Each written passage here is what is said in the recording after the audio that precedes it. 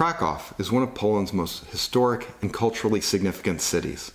Its beautiful medieval architecture, rich heritage, and vibrant atmosphere makes it an amazing place to visit. Although the city has enough to keep you occupied for weeks, while you're there, you should strongly consider doing a day trip to the nearby city of Auschwitz to visit the memorial at Auschwitz-Birkenau, the site of the former Nazi concentration and extermination camps. Granted, seeking out a guided tour of atrocities is not something most would choose as an ideal way to spend a day while on holiday. So why should you seek out the site of some of the saddest, most tragic, and horrific events in history? I first visited Auschwitz-Birkenau about 30 years ago, and although I had a lot of nervous apprehension, my 4 hours there were a deeply memorable and profound experience. As a secondary school teacher for over 25 years, whenever I taught World War II, I shared my reflections and photos from that visit with my students. So when I recently traveled to southern Poland with my own teenage children, I felt it was important for them to experience this place personally. Understandably, I had to talk them through their own apprehension before the visit. There are so many legitimate reasons why someone would choose to stay far away from the memorial. A visit is harrowing, disturbing, and deeply uncomfortable. To go into spaces so filled with the weight of suffering, despair, and death is a heavy burden for anyone to bear. But consider accepting the temporary discomfort with the understanding there is so much to gain from witnessing this place yourself. So here's why you should strongly consider a visit. Auschwitz-Birkenau is one of the most infamous symbols of the Holocaust. Over 1 million people, mostly Jews, were systematically murdered here by the Nazis during World War II.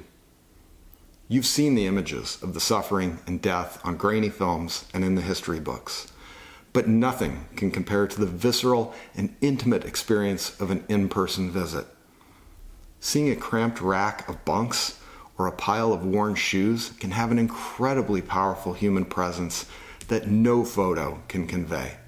A visit will allow you to pay respect to the victims of the Holocaust and help preserve their memories. It's a way for you to personally acknowledge the suffering and loss and gain a deeper understanding of the consequences of intolerance, prejudice, and discrimination. It may seem counterintuitive, but the preservation of terrible places like this helps to create a more compassionate and just world. It's essential to arrive for a visit here with sensitivity, respect, and an openness to learn. You'll find the experience emotionally challenging and saddening, but ultimately it can be a deep and humanizing experience. I walked away from my visits feeling humbled and honored to have experienced the memorial site. Although a visit will certainly move and sadden a visitor, there's a high likelihood that you'll emerge as a better person. Isn't that worth a few hours of your holiday? So how do you go? A visit to Auschwitz-Birkenau requires some advanced planning.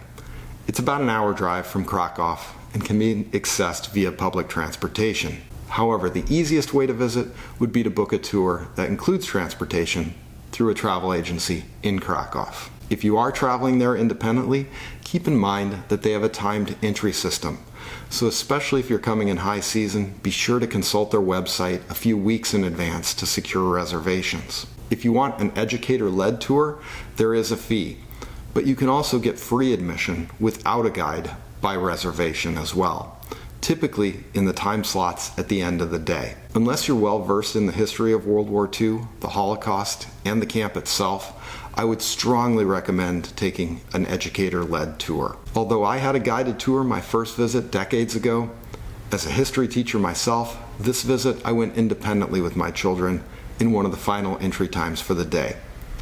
As a result, most of the places we saw had very few other people around, and we had many of the spaces to ourselves, which helped to make the visit all the more powerful and contemplative. Thank you for tuning in, and if you found this useful, a like and subscribe is sincerely appreciated.